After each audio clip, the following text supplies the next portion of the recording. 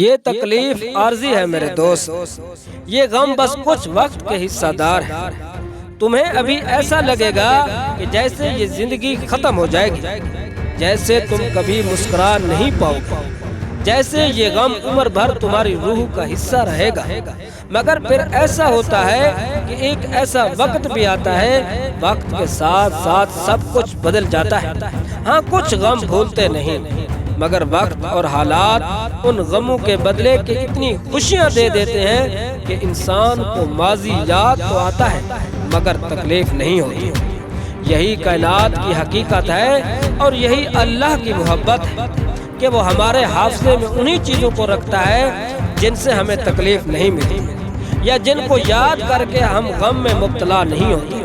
پھر اللہ ہمیں اتنی طاقت دے دیتا ہے کہ ہم ان چیزوں کو چھوڑ سکیں جن سے ہمیں تکلیف ملتی تھی، جو سوائے غم کے کچھ بھی نہیں، کیونکہ اللہ وہ خیالات سے واقف ہے۔ وہ چاہے تو ہر سکتا غم دل سے نکال دے، اور وہ چاہے تو تمہیں اسی خیال میں پھنسا رہنے دے۔